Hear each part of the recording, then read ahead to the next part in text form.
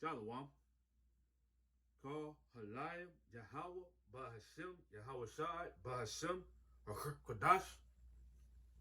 Peace and blessings to the eldest apostles of Great Millstone who taught us this truth and rule well. Peace and salutations to the Akim, the sincere Akim putting on as the elect and striving towards perfection.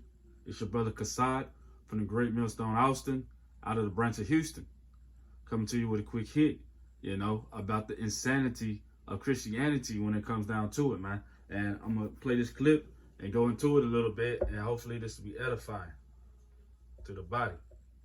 Yo, what up, y'all? It's your buddy Phil Cole here, reporting live for your mama's house. And look what I just found on Facebook. And it says this: for black people to believe in the same God that allowed them to be enslaved shows their level of intelligence. We are living in the age of information. Why are they still believers? It makes no sense. We gave blacks Christianity because it made them better slaves. Even my great-grandpa told my dad once that blacks accepting Christianity was the best thing that ever happened to white slavers. The fear of hell and promise of them everlasting life is what finally kept the slaves from rebelling and running away. Laugh out loud. And nowadays, black people are still praising the very imaginary white guy who allowed them to be enslaved in the first place, shouting and dancing with their wigs falling off in church. Laugh out loud. Falling off. I think even passing out. I'm not racist, but we all must admit that black Christian women are some funny motherfuckers. The only whites who believe in Christianity are the descendants of poor whites from those days. The rich whites didn't believe in that crap because they knew what it was being used for: control over the slaves and poor whites. All right, man. And, I don't agree with all of that at all, but a lot of that I do agree with, The first line says, for black people to believe in the same God that allowed them to be put enslaved, shows their level of intelligence, at the end of the day.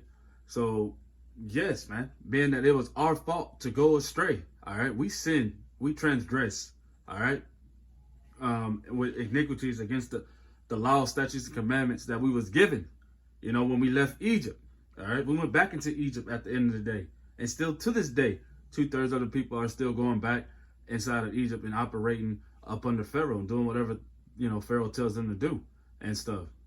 So yes, it was our fault to go astray. But, the majority of that, like I said, was still quite accurate, man. This Christianity, this white slave religion that they was taught on the plantation, they still are completely, devoted into it, all right? And persuaded that this is the only way, all right? You got this thing called rapture anxiety going around, and this Christianity is getting more insane out here, man. They are saying and doing the most ridiculous things that they're doing, all right, and out here right now. And it's clamorous. It's hysterical at the end of the day, watching it play out the way it's playing out. But I'm going to go ahead and get into scripture. This is Galatians, start at 1 and 8. But though we or an angel from heaven preach any other gospel unto you than that which we have preached unto you, let him be accursed. Now, it's the scripture say, let him be put to death, man. If he's not coming with the testimony of Yahweh Shai, which is prophecy, which is, at the end of the day, is what is within the whole volume of the book. The scriptures say, Yahweh Shai says, lo, I come in the volume of the book. Search out the scriptures. There is written of me. All right. So if you say you have a profound love for the Lord, or fear, Christians, the modern day Christian ain't going to tell you that I fear the Lord. Self-proclaimed Christian. He's not going to tell you he fear the Lord, because the Lord wants to be loved. And that's just a goddamn lie, man. That's a different doctrine. That's another testimony, man. Let that man be accursed at the end of the day for coming with that bogus ass, bugged out philosophy, that doctrine, that bullshit when it comes down to it, man. But in continuing on, it says, as we said before, so say I now again, if any man preach any other gospel unto you than that ye have received, let him be accursed. Now, he said it in the scripture 8 and the scripture 9. All right, this is not something to be taken lightly, man. Repeating itself inside these scriptures, man. That means you need to take heed that it's going to be some doctrines out here. All right, that's not nowhere near what the Lord has set it out for it to be. But only the chosen men of the Lord are going to hearken and hear that voice. The scripture said the sheep hear my voice. All right. They're not going to answer to no other person out here. All right. Continue on. It says, for do I now persuade men or Yahweh? Or do I seek to please men? For if I yet please men, I should not be the servant of Yahushua, HaMashiach, and stuff, man. And when it comes down to it, that's what you see going on a large scale. These churches teach and preach that godliness is gain. All right, having a lot of shit and never suffering for anything is what being a Christian is all about. All right, when it comes down to suffering, you know, everybody's a Christian until it's time to suffer. All right, and then it's all out the window and stuff, man. You know, and we understand as the men of the Lord that if we do suffer, it's to build us up and get us stronger at the end of the day, man. All right. As Job did, because what? It's written in these scriptures. All these examples, all these things are written before time for our learning. All right. We have strong men that went before us and gave us great examples on how to endure inside of this ministry, man. And you're not just to sit on your ass if you call yourself a follower of HaMashiach, Yahushua.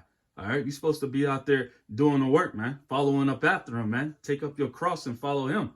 You know, at the end of the day, this is 2 Corinthians 11:3. But I fear lest by any means, as the serpent beguiled Eve through his subtlety, so your minds should be corrupted from the simplicity that is in Yahushua, man. These things are simple when it comes down to it, man.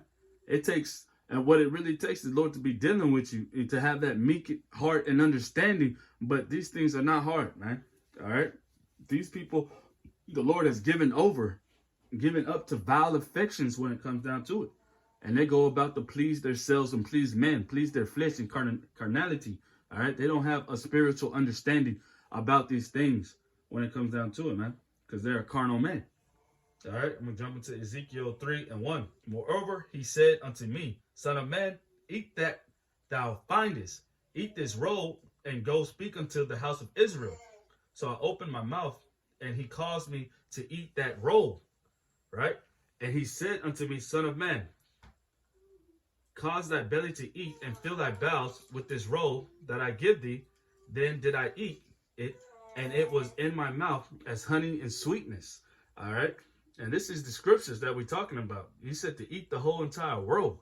All right. It doesn't, I was told today, all right, get out of the Old Testament and start reading in the book of John. All right. So disallow all of it. All right.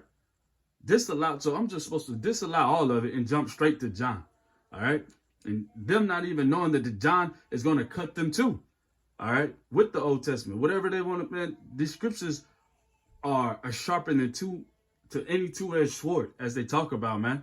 It's got something for everybody in it. Let's put it like that, man. All right. Continuing on. And he said unto me, Son of man, go get thee unto the house of Israel and speak with my words unto them. So if you've been given that blessing, that gift to understand what's written inside these scriptures, man, and break down this bread of life when it comes down to it, you're supposed to go get it to the house of Israel. And it says it. It says, give it to the house of Israel, man. It didn't say give it to anybody else when it comes down to it. But this is John 5:46. All right. Since the person said go to John. All right. It says John 46, for had ye believed Moses, ye would have believed me, for he wrote of me. But if ye believe not his writings, how shall ye believe my words? Man, you just won't be able to believe the words. You're not going to believe the words if you disallow Yahushua, man. You cannot throw away the chief cornerstone. All right. You have no foundation when it comes down to it. All right. You have no foundation at all, man. And stuff. Right quick. This is Acts 3:22. I'm going to jump to 3:22. For Moses truly said unto the fathers, a prophet shall the Lord your power raise up unto you of your brethren, like unto me. Him shall you hear, and all things whatsoever he shall say unto you. And it shall come to pass that every soul which will not hear that prophet shall be destroyed from among the people. All right. So if we out here teaching and preaching and we giving out this gospel, man, the ones who do not hear, the Lord has already rejected them. They cannot reject us. You cannot reject the prophets of the Lord when it comes down to it, man. All right. The Lord has created you for a vessel of destruction already, man. All right, to be cut off on his side, man. And that's what it comes down to and stuff, man. And, you know, just to make a quick point, it talks about, you know, he raised up brethren, raised up unto you of your brethren. Who is the brethren? The brethren are the Israelites Moses is talking about, man. So he's the brother of the brethren, which is Yahushua this man is talking about. The prophet Moses is talking about in this scripture, man. All right. This is Galatians 3:16. Now to Abraham and his seed were the promises made. He said not, and to seeds as of many, but as of one, and to thy seed, which is of Yahamashiach, of Hamashiach, Yahushua, man. All right, that's the seed line that the Lord is dealing with. All right, you know, as the forefathers, you know,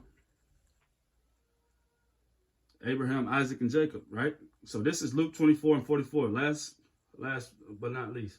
And he said unto them, these are the words which I spake unto you while I was yet with you, that all things must be fulfilled, which were written in the law of Moses, and in the prophets, and in the Psalms concerning me, and stuff. And that's in red letters, man, of Yahushua.